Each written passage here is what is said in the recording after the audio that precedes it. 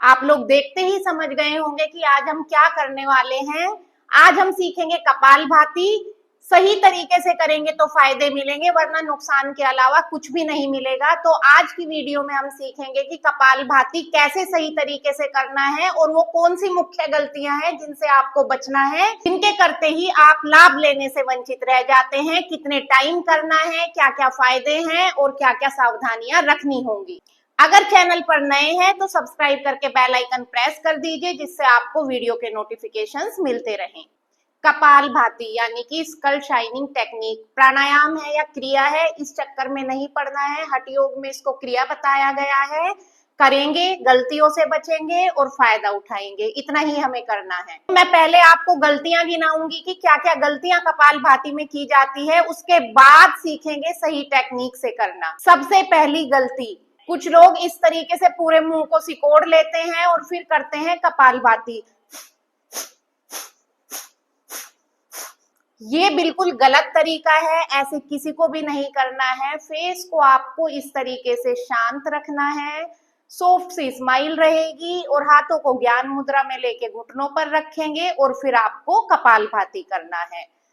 दूसरी मिस्टेक क्या करते हैं बहुत से लोग, कंधों को ऐसे झुका लेंगे और कमर को भी ऐसे झुका लेंगे और फिर कपालभाति करते हैं। इससे भी आपको बचना है, ये बहुत ही गलत तरीका है, हमें इससे कोई भी फायदा नहीं मिलता है। तीसरी गलती, कुछ लोग क्या करते हैं कि प्राणायाम की पोजीशन तो सही ले ली, लेकिन करते टाइम क्या करेंगे,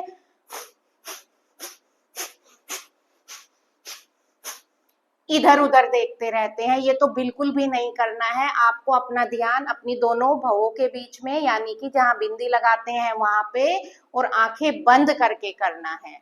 और सबसे बड़ी चौथी गलती, या ये कहें कि जो कंफ्यूजन रहता है कि जब सांस छोड़ेंगे तो पेट अंदर जाएगा या बाहर। जब सांस छोड़ेंगे तो पेट अंदर ही जाएगा। आप ऐसे समझ ले जैसे गुब्बारा होता है, जब उसमें से हवा निकाल देते हैं तो वो पिचक जाता है। इसी तरीके से सांस छोड़ते टाइम पेट अंदर ही आपका जाएगा। आप महसूस नहीं कर पाते तो पेट को हाथ पे रख के आप फील कर सकते हैं ऐसे ऐसे। तो ये हो गई गलतियां, इन गलतियों से आपको बचना है। और अब सीखते हैं सही तरीका कैसे करना है। कपालभाति में आपको फोर्सफुल एक्सेल करना होता है, यानी कि इसमें एक्टिव एक्सेल है और पैसिव इनहेल है। यानी कि एक्सेल आपको फोर्सफुली करना है और इनहेल आपका ऑटोमेटिकली हो जाएगा।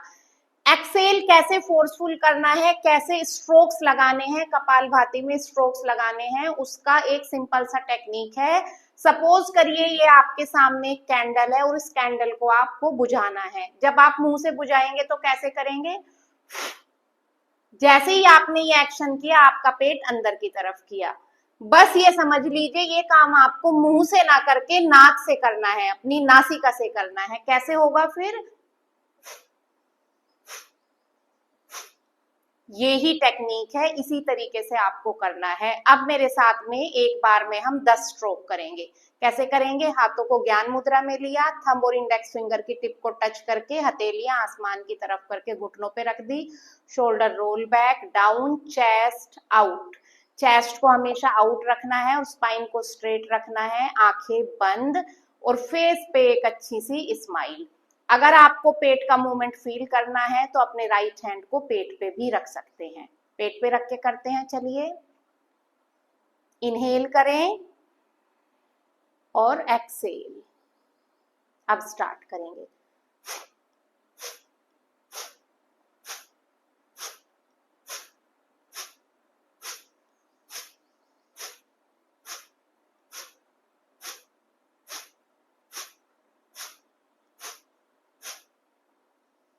दस से 11 स्ट्रोक हमने लगाए होंगे।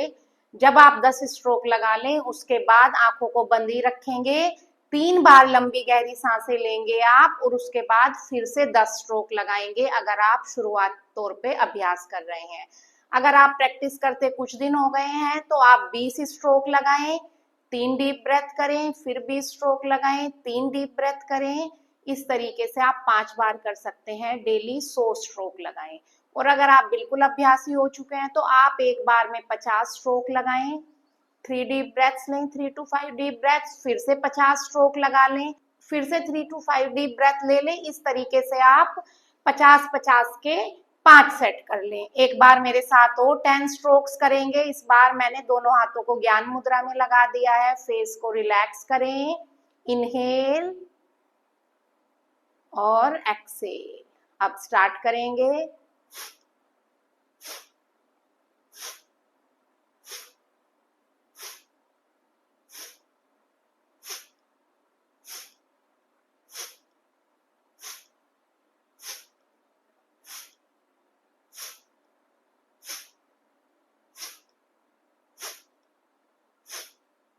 Relax, deep breath in and out. Deep breath in and out. One more deep breath in and out. Stroke लगाने की स्पीड क्या हो, जैसे मैंने लगाया ये परफेक्ट स्पीड है। आप लेकिन थोड़ा इससे फास्ट भी कर सकते हैं, लेकिन ये नहीं करना है। इसमें हमें यही नहीं पता चलता कि कब एक्सेल किया कब इनहेल किया, और ये आपको कोई भी लाभ नहीं देगा। मीडियम स्पीड पे या मीडियम से थोड़ा सा आप फास्ट कर सकते हैं, लेकिन मीडियम स्पीड को बेस्ट माना गया है। अब मैं आपको इसके फायदे बताती हूँ, क्या क्या फायदे मिलेंगे आप। सबसे पहले ये आपके ब्रेन को काम करता है, और जो ब्रेन सेल्स हैं जो डेड हैं उनको एक्टिवेट करके आपके ब्रेन की फोकस और कंसंट्रेशन करने की पावर को बढ़ाता है।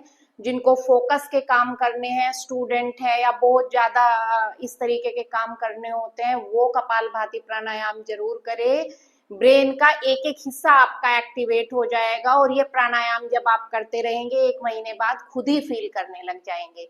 दूसरा, वेट लॉस में ये बहुत हेल्पफुल है, क्योंकि जब आप करते हैं तो आपके इस वाले पोर्शन पे इफेक्ट आता है। ये शरीर से टॉक्सिन्स को बाहर करता है, मेटाबॉलिज्म को बढ़ाता है, जठर अग्नि को तेज करेगा। तो इस तरीके से ये बेली फैट को लूज करने में आपकी हेल्प करता है।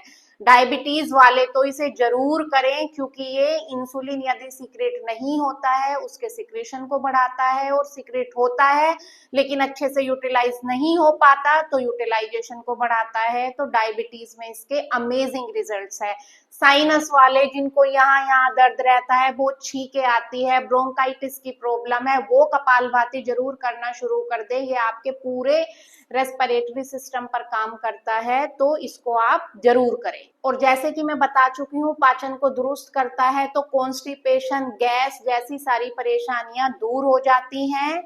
रिप्रोडक्टिव हेल्थ, वो चाहे मेल हो या फीमेल हो, रिप्रोडक्टिव हेल्थ से रिलेटेड कोई भी प्रॉब्लम है, महिलाओं को पीरियड्स नहीं आते या इरेगुलर आते हैं, पेन होता है, फर्टिलिटी की समस्या है, सेम पुरुषों में फर्टिलिटी की समस्या है, या फिर प्रोस्टेट का प्रॉब्लम है, कपालभाति प्राणायाम करना शुरू करें। आपको निश्चित तौर पर बहुत फायदे मिले, क्योंकि ये हमारी बॉडी को डिटॉक्सिफाई करता है, तो लीवर के काम को भी इजी करता है। तो लीवर से रिलेटेड कोई भी प्रॉब्लम है, इवन फैटी लीवर है, तो आप कपालभाति करना शुरू करें, अमेजिंग रिजल्ट्स आपको मिलने वाले हैं। अब सुन ले सावधानियां किसको नहीं करने हैं।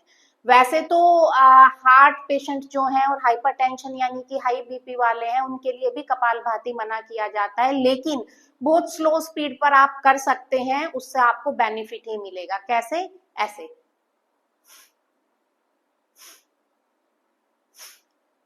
इस तरीके से वो लोग कर सकते हैं। बाकी जिनको रिसेंटली कोई एब्डोमिनल सर्जरी हुई है वो इसको अवॉइड करेंगे। हिप इंजुरी है, बैक में पेन रहता है, स्लिप डिस्क की प्रॉब्लम है, हर्निया का प्रॉब्लम है, या फिर आपको कंधों में कोई सर्जरी हुई है, तो वो इसे अवॉइड करेंगे। प्रेगनेंसी में भी ये फीमेल्स को नहीं करना है, और सोने से पहले कपालभाति को अवॉइड करेंगे, अदरवाइज आपको स्लीप इश्यूज हो सकते हैं।